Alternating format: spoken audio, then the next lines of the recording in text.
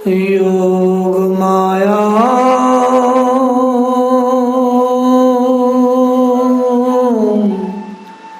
उपाश्रिता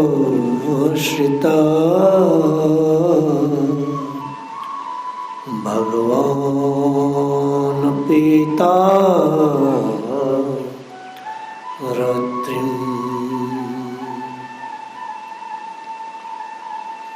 वाकई जो विषय है रास पंचाध्याय, हम लोग ब्रज देवियों की कथा सुन और कह रहे हैं। रास पंचाध्याय बहुत ही दुर्लभ विषय है। ये उन लोगों के सामने बिल्कुल नहीं आ सकता है जो लोग मैथुनी जीवन जीते हैं, जिन्हें स्त्री प्यारी है, पुरुष प्यारा है, भाई भतीजे, पुत्र पुत्री, जमीन जायदाद प्यारी है, पैसे प्यारे हैं। ऐसे लोग कभी भी रास पंच अध्याय को समझ नहीं सकते।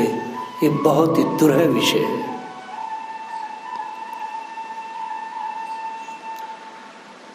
आप विचार करें, ये कथा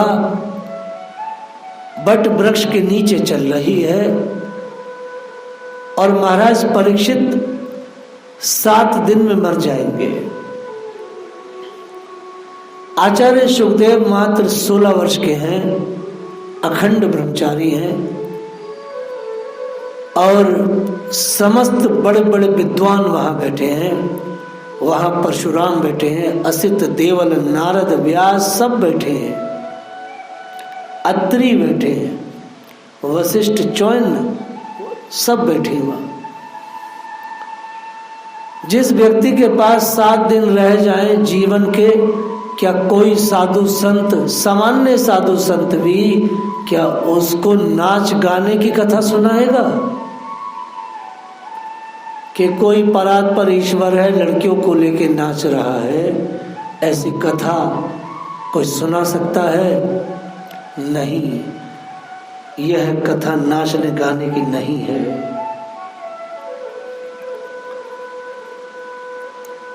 शरद ऋतु थी, उसके कारण बेला, चमेली आदि सुगंधित पुष्प खिलकर महक महक रहे थे।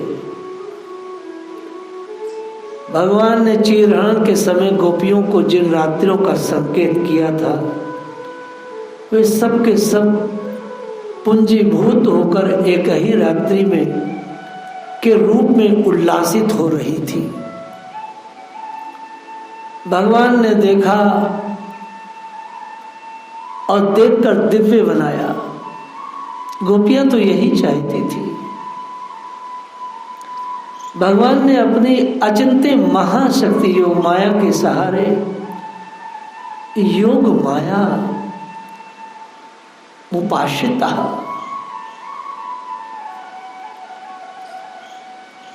योग माया के सहारे उन्होंने निमित्त बनाकर रसमयी रास क्रीड़ा करने का संकल्प किया।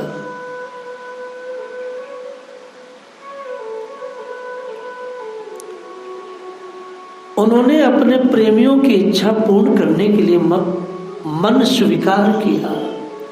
भगवान अमना है, उनका मन नहीं है, वो अमना है,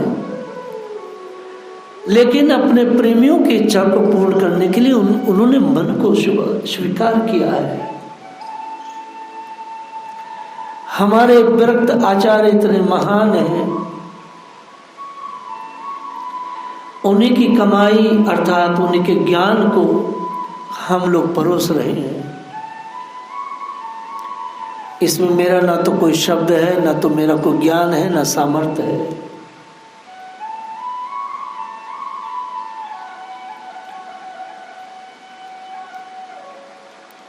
भगवान व्यास जी को बदरायण कहा गया है, क्योंकि इसलिए कहा है कि उन्होंने मात्र कुछ बेर खाकर के भागवत को रचा है। वह श्रीमद् भागवत के प्रचार के लिए एक पुत्र की प्राप्ति चाहते थे। उनके बहुत सारे शिष्य थे, परंतु सभी शिष्य व्यास जी के अलग अलग रुचि के थे, कोई उनकी रुचि का न था।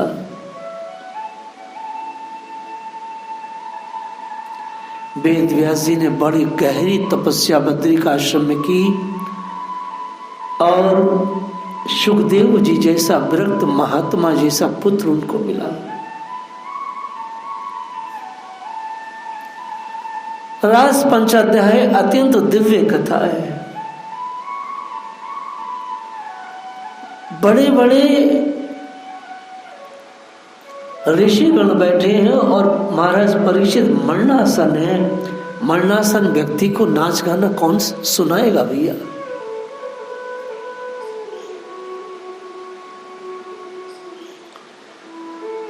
ये भगवान को क्या हो गया है? ऐसे परात्पर ईश्वर के स्त्रियों के साथ नाचते हैं, ये भोगी लोग कह सकते हैं, लेकिन नहीं, यह मिश्री जैसी है, ये फिटकरी नहीं है। ये कोई लड़का लड़की का बिहार नहीं है।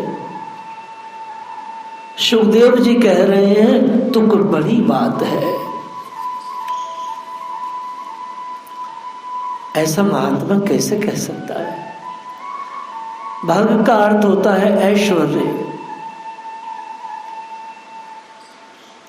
ऐश्वर्य 6 प्रकार के हैं। विष्णु पुराण के अंदर भगवान शब्द का बहुत विस्तार किया गया है।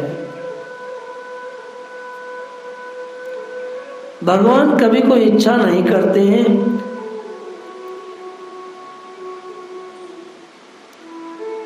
क्या आप विचार करें, क्या सूर्य भगवान कभी मोमबत्ती की कामना करेंगे? क्या सूर्य देव क्या कभी दीपक की कामना करेंगे? क्योंकि वह तो बहुत प्रकाशमान है।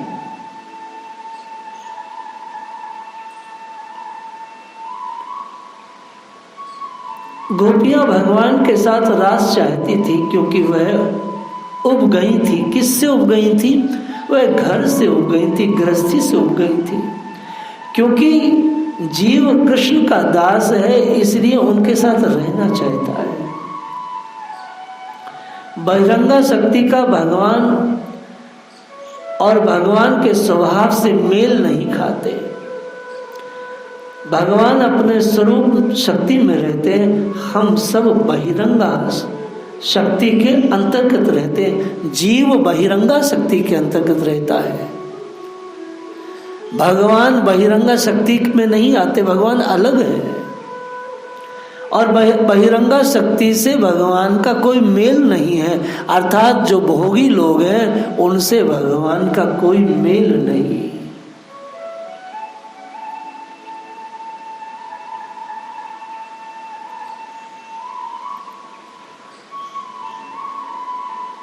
जैसे कोई इच्छा हुई, कामना होती है, कोई वासना होती है, ये सब बहिरंगा शक्ति की प्रेरणा से होता है। हम सभी जितने जीव हैं महामाया बहिरंगा शक्ति से संचालित होते हैं। इसलिए हम बद्ध जीव अर्थात मायातीत भगवान को कैसे समझ सकते हैं, ये मैंने इसका दर्शन बोला आपके सामने। जो भी संसार में बहिरंगा शक्ति के अंतर्गत रहता है वह भगवान की कोई लीला नहीं समझ सकता।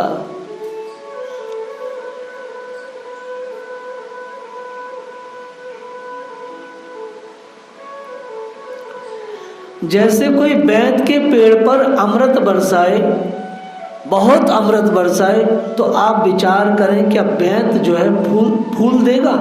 क्या बैत फल देगा? बैत का वृक्ष ना तो फल देगा और ना फूल देगा।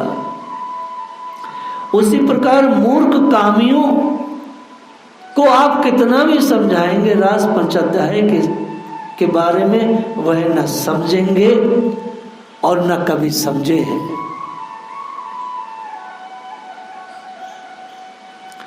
आप विचार करो, रामचरितमानस में विभीषण जी ने भगवान की प्रेरणा से रावण को कितना समझाना चाहा।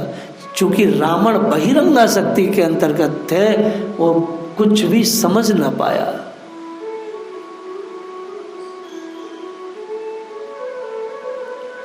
आचार्यगण लिखते हैं, जैसे बच्चा अपनी परछाई से खेलता है, वैसे ही श्री कृष्ण अपने ही स्वरूप से खेल रहे हैं। गोपियां उनकी ही स्वरूप है, गोपियां उनकी ही परछाई है, गोपियां उनकी आत्मा है, गोपियां गैर नहीं है।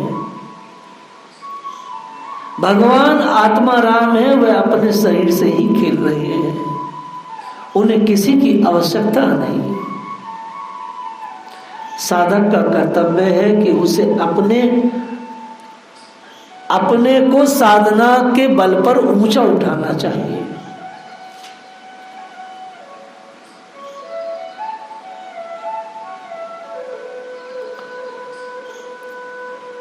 भगवान उन रात्रियों का निर्माण किया जिन रात्रियों के लिए उन्होंने अपने प्रेमियों, अपने प्रेयसियों से कहा था।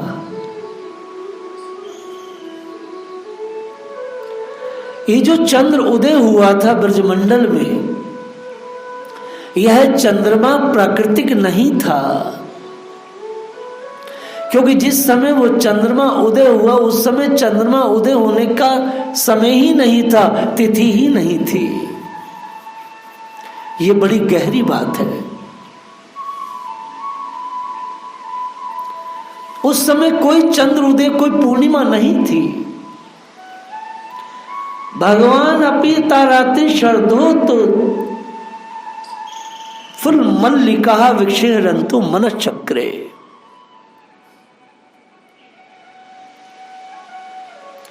योग माया उपाश्रितम।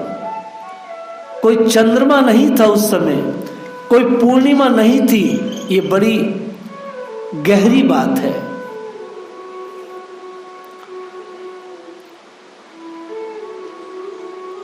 वह चंद्रमा साक्षात भगवान ही थे, भगवान ही चंद्रमा के स्वरूप में उदय हुए थे।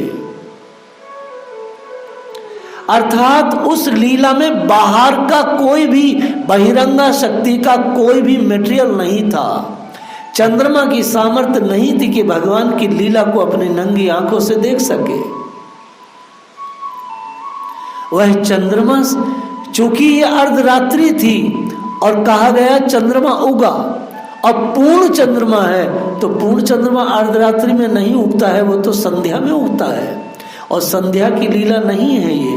हम लोग प्रणय गीत के माध्यम से इस कथा को स्मरण कर रहे हैं। भगवान ही स्वयं चंद्रदेव बनकर के सामने प्रकट हुए, उनका ही प्रकाश था। ऐसी चांदनी न कभी देखी थी न सुनी थी किसी ने। सारा ब्रजमंडल श्री कृष्णमय उस चंद्रमा की चांदनी से नहाया हुआ था।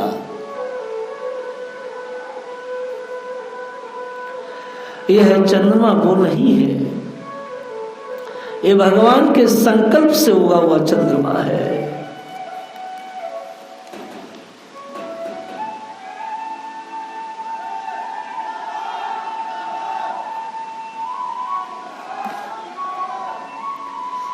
ये भगवान के संकल्प से हुआ चंद्रमा। यह चंद्रमा वो नहीं है, भगवान के संकल्प से हुआ चंद्रमा है। उनकी लीला संवर्धन करने के लिए है। भगवान गोचारण करके आ चुके थे, स्नान किए, खा पी कर वह मां की आज्ञा लेकर वन में गए। आप कथा को बहुत ढंग से सुने। भगवान आ गए थे, पूरे दिन गोचारण में रहे, स्नान किए, खाए पिए और मां की आज्ञा लेकर, मां क्या मैं वन में जाऊं? मां ने उन्हें आज्ञा दिया। भगवान के एक स्वरूप से यशोदा के पास ठाकुर जी थे, दूसरे से मित्रों के साथ थे और तीसरे स्वरूप में वो गोपियों के साथ थे।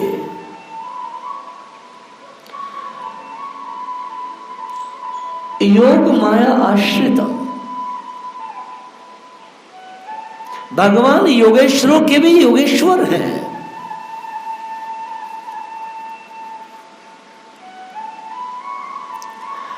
ये चंद्रमा धब्बे वाला चंद्रमा नहीं था।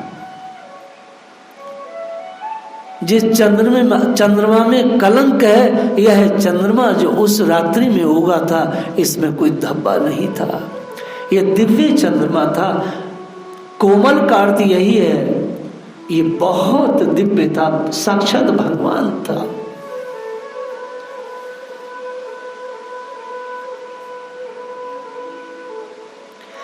प्रिया प्रियाय इव दीर्घ दर्शनहा।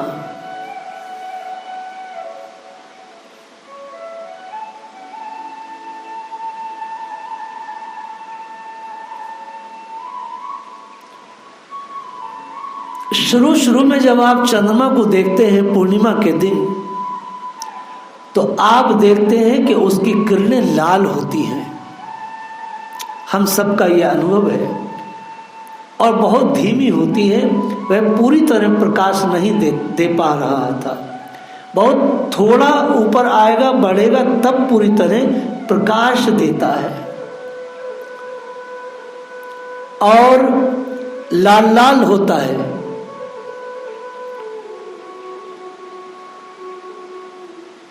भगवान गोपियों को बुला रहे हैं, और ये बात केवल गोपियां ही सुन रही हैं और कोई नहीं सुन रहा है।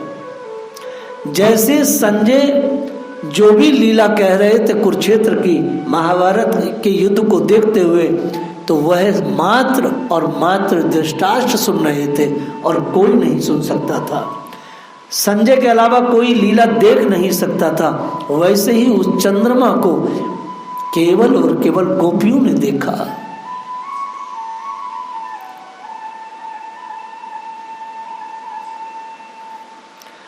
भगवान जिसको चाहे उसको दिखा सकते हैं, उसको सुना सकते हैं।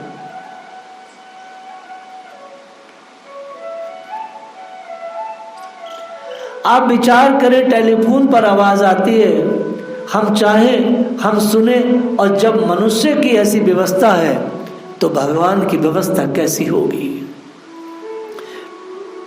आपके पास फोन आता है, आप चाहें तो उसे सुन सकते हैं, आप चाहें तो नहीं सुन सकते हैं, ये आपके हाथ में है। जब ये मनुष्य जैसी तुच्छ व्यवस्था है सेल फोन की, तो ठाकुर जी की व्यवस्था कितनी बड़ी है।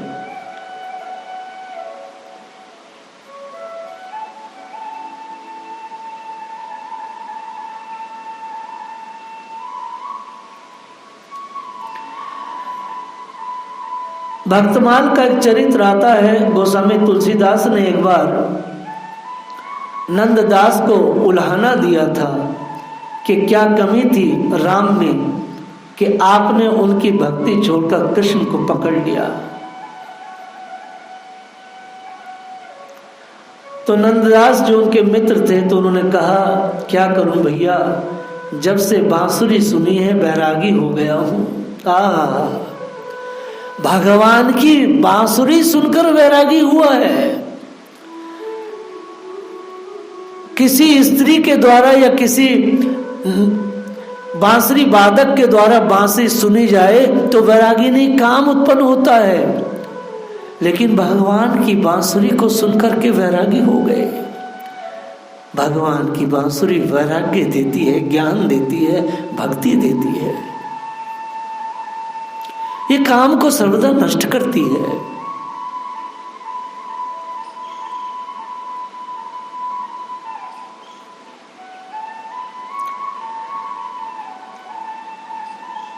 क्या करूं भैया, वो बांसुरी अब मुझे छोड़ती नहीं। राम के पास तो धनुष तीर है, उनमें कोई गीत क्या निकलेगा।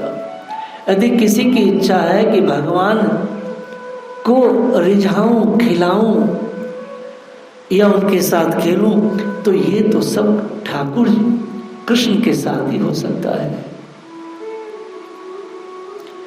इसलिए भगवान को अनंग भी कहते हैं।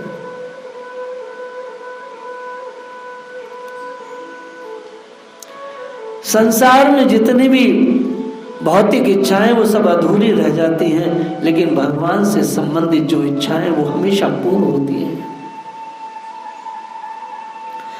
यहां जो काम की बात कही गई है,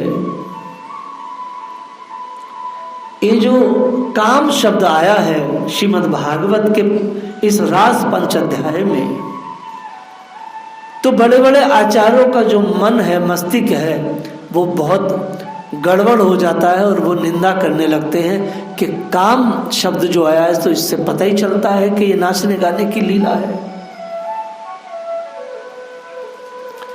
लेकिन हमारे आचार्यों ने जो इसकी व्याख्या किया है, आचार्य श्रीधर स्वामी जो कि भागवत के प्रमुख टीकाकार हैं, काम का अर्थ है कृष्ण विषयक ललसा। यह काम वह काम नहीं है जो स्त्री पुरुष का है, कृष्ण विषयक ललसा है, सिर्फ कृष्ण की ललसा है।